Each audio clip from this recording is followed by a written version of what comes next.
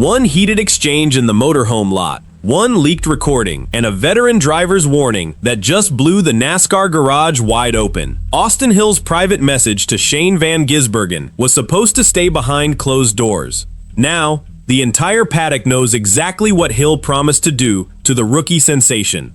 The fallout is already dividing the teams. Crew chiefs are whispering in the haulers.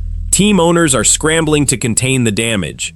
But the exact words Hill used and the identity of the insider who leaked them reveal a much darker side to this rivalry. It goes far beyond a simple on-track bump. If you want the real garage dirt before the broadcast sanitizes it, hit subscribe right now. Drop a comment telling us if Hill crossed the line or just protected his turf. To understand the weight of that warning, you have to look at the rearview mirror. Shane van Gisbergen did not just arrive in American stock cars. He kicked the door down. Winning his first Xfinity race on debut was impressive. Taking that same fearless style into the Cup Series was a shock to the system. But for the veterans who spent a decade grinding through the lower series, this instant success felt like a bypass of the system. Austin Hill watched this happen from the inside. He knew exactly what it took to earn respect in that garage, and he saw the rookie taking shortcuts. Friction started small on the track. A bumped bumper here, a blocked restart there. During the playoffs, the rookie raced Hill like they were equals. To the casual fan, that is just hard racing. To a veteran like Hill, it was a direct challenge to the unwritten rules of the sport. You do not race a guy who has been in the trenches for 10 years like he is a first-year rookie. Hill tried to handle it on the asphalt. He moved the car out of the groove. He blocked the low line. Still, blocking the low line failed to address the actual issue. Look at the telemetry from the Charlotte road course race. SVG was carrying 3 miles per hour more corner speed than Hill in the technical sections. To the rookie, that is just finding grip. To Hill, it looked like reckless overdriving. Then there was the restart at Talladega. Hill was trying to lead the bottom line, protecting his bumper. SVG dove 3 wide into the apron, completely ignoring the veteran's lane. The spotter radios lit up with screaming. Hill's spotter was begging race control to intervene. They did not. NASCAR let them race. That silence from the officials is what truly angered the veteran. He felt the sanctioning body was protecting the rookie's marketability over the established order. Hill took that frustration back to the shop. He spent hours in the simulator trying to find a way to beat SVG on pure pace. When the data showed he could not, the mindset shifted from competition to confrontation. The real problem was a total lack of respect. The rookie just kept coming back, lap after lap, refusing to yield an inch. That refusal is what finally pushed things over the edge. Hill realized that racing on the track was not going to work. The battleground had to shift. He started making his feelings known to anyone who would listen. He complained to race control. He vented to his crew chief. The frustration was no longer just about racing lines. It was about respect. And when a veteran driver feels his respect is being tested, he does not just let it go. Tension inside the Richard Childress racing hauler reached a boiling point. Team members noticed a massive change in Hill's demeanor. He was quieter, more focused. He stopped talking about championship points and started talking about teaching a lesson. The people around him knew something was brewing. They just did not know how far he was willing to go to protect his status. Behind closed doors, the frustration was mutating into a calculated plan. The calculated plan required a specific environment. Hill needed a place where the media was locked out and the team bosses were distracted by engineering meetings. The quarterly simulator evaluation at the RCR headquarters provided the perfect cover. Drivers are required to spend 6 hours in the rig, running virtual laps to test new aero packages. SVG was there representing his Cup program. Hill was there for Xfinity development. They were not supposed to interact. The schedule kept them in separate bays. But during the mandatory lunch break, the facility clears out. The engineers go to the cafeteria. The drivers are left alone in the hallways. Hill knew the layout of that building better than anyone. He knew exactly which corridor SVG had to walk through to get to the parking garage. He positioned himself near the coffee station. It was a calculated ambush disguised as a casual break. That confrontation was never going to happen in front of the grandstands. Hill decided the message needed to be delivered in private. The opportunity presented itself during a recent simulator day. Both drivers were in the same building. The schedule had them crossing paths between sessions. This was not a random encounter.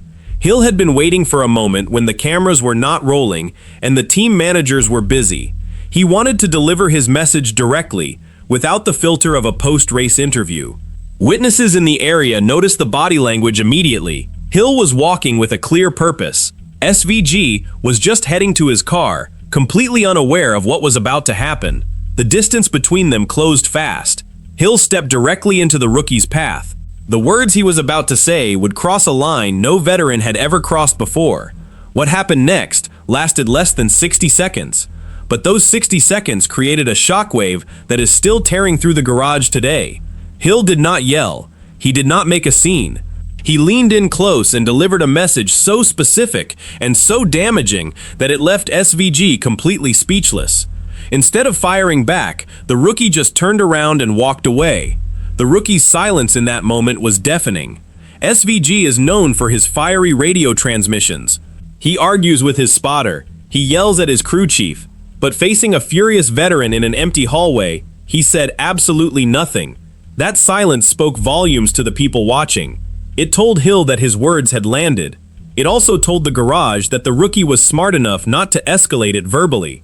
If SVG had yelled back, it would have been a he said, she said situation. By walking away, he forced Hill to look like the aggressor. The walk back to the car was slow and deliberate. SVG did not look over his shoulder. He just got in his vehicle and drove off. But the damage to the relationship was permanent. You can recover from a bad restart. You cannot recover from a private threat delivered in a hallway. The immediate aftermath was pure chaos inside the team motorhomes. SVG went straight to his driver coach. He did not say a word to the media. He just packed his bags and left the facility.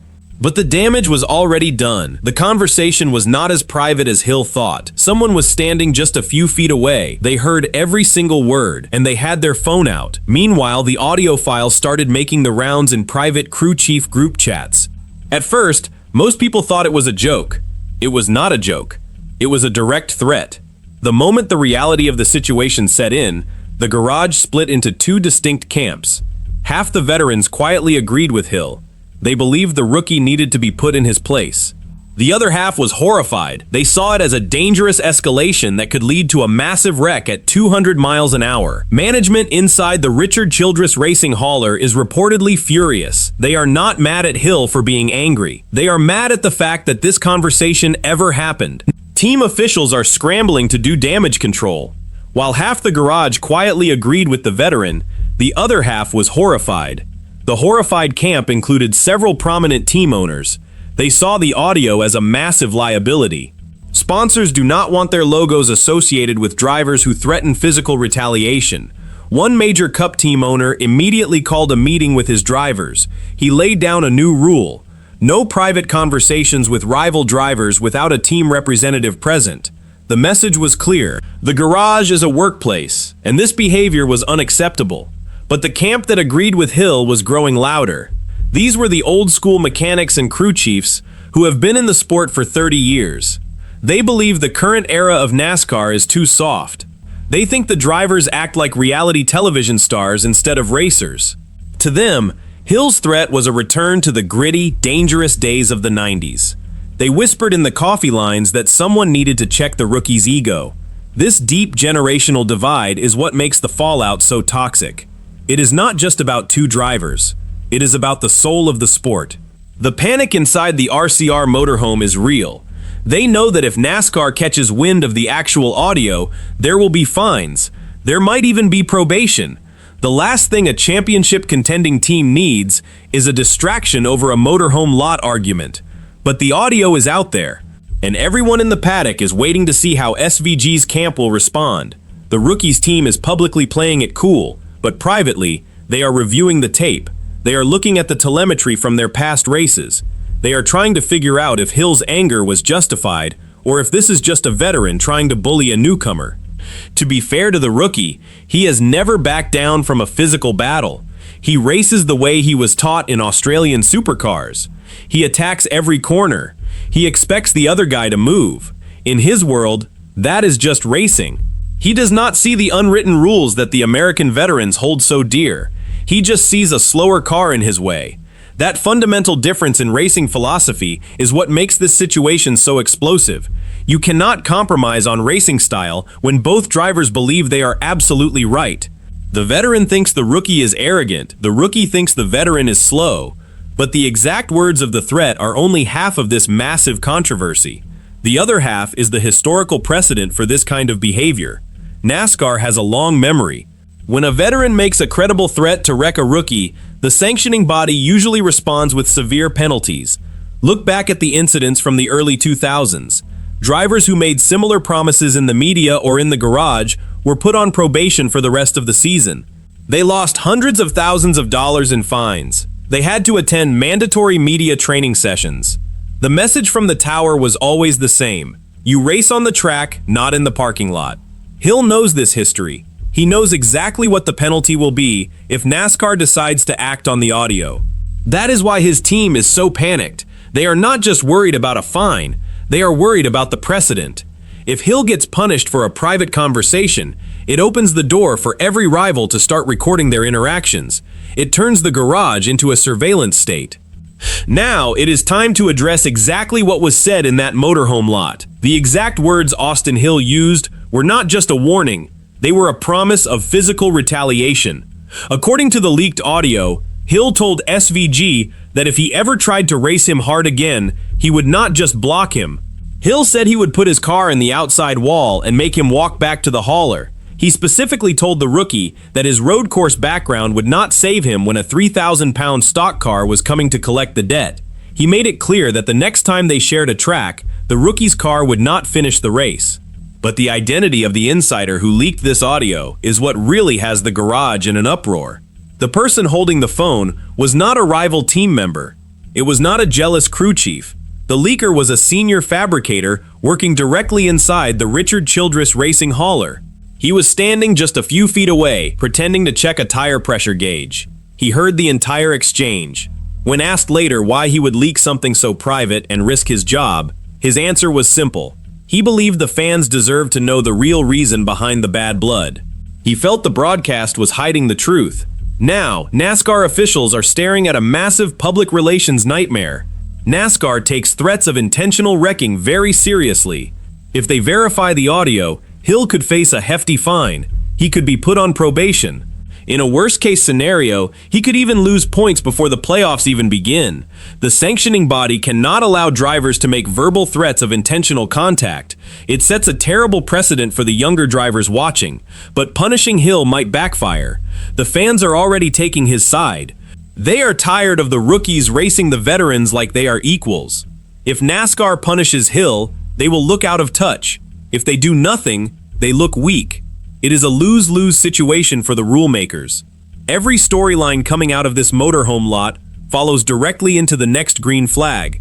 The stakes for the next race have just skyrocketed. When the green flag drops, everyone will be watching the number cars. If Hill and SVG end up in the same racing group, the tension will be off the charts. SVG now knows exactly what Hill is capable of. He knows Hill is not just going to race him clean. He knows Hill is actively looking for a way to put him in the wall. That knowledge changes everything. It forces SVG to either back off and lose track position or push harder and risk the exact wreck Hill promised. There is no winning move for the rookie in that scenario. Nothing is resolved and everything is escalating for the next race. The championship math makes this situation even more volatile. Hill is fighting for every single point in the Xfinity standings. A DNF or a bad finish because of a rookie mistake could cost him a spot in the championship 4. SVG, on the other hand, is just building his cup resume. He does not have the same points pressure. This imbalance means Hill has everything to lose and the rookie has nothing to lose. When those two mindsets collide at over 180 miles per hour, the result is almost always contact. The spotters are already dreading the green flag. They know the radios are going to be full of warnings and excuses. The race director will have their finger on the caution flag, waiting for the inevitable bump that sends one of them spinning into the safer barrier. Every storyline coming out of this motorhome lot follows directly into the next green flag. Nothing is resolved. Everything is escalating. The veteran made his promise. The insider leaked the proof. And the rookie is now driving with a massive target on his roof. If you made it to the end of this video, you already know this channel covers NASCAR the way it deserves to be covered. No fluff, no filler, just the real story. If you are not subscribed yet, do it right now.